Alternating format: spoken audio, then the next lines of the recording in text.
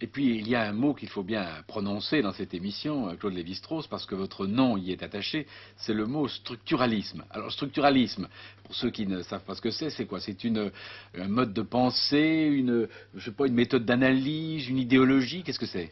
C'est un mot qui a été tellement mis à toutes les Oh là sauces, là. si vous voulez, que moi-même, je n'ose plus l'utiliser. Parce qu'en réalité, on s'est imaginé que c'était une grande nouveauté. Pas du tout. Enfin, c'est tout simplement un effort pour introduire dans les sciences, ou ce qu'on appelle à tort les sciences de l'homme ou les sciences sociales, parce que nous ne sommes pas des sciences, un petit peu plus de rigueur qu'il y en avait précédemment. Et en fait, c'est qu'on croit qu'il s'agit d'une découverte récente. Non, je crois que la façon la plus simple de faire comprendre ce que c'est que le structuralisme, dire nous avons affaire, nous autres qui étudions les hommes ou les sociétés humaines, à des objets qui sont extraordinairement compliqués, qui sont en réalité beaucoup plus compliqués que les plus compliqués de ceux que nos collègues biologistes ou physiciens étudient. Et donc, à la limite, nous ne sommes pas capables de décrire de façon satisfaisante. Un petit peu comme un visage humain.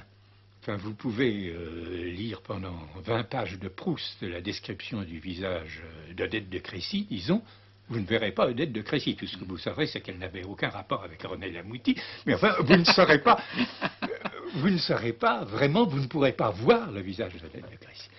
Et c'est à l'époque de la Renaissance qu'un grand peintre allemand, Albert Dürer, s'est aperçu, parce qu'il était peintre, c'était un problème qui le préoccupait, il dessinait, que s'il n'était pas possible de décrire très exactement un visage et un autre visage, on pouvait trouver une règle de transformation très simple qui permettait de passer de ce visage A à un visage B, par une déformation en elle-même facile à réaliser. Eh bien, au fond, le structuralisme, c'est ça. C'est en face d'objets très compliqués, de se dire, nous n'essayerons pas de décrire ces objets dans les moindres détails parce que nous n'y arriverions jamais. Une vie ne serait pas suffisante pour décrire une heure de la vie d'une société humaine de 50 personnes, n'est-ce pas?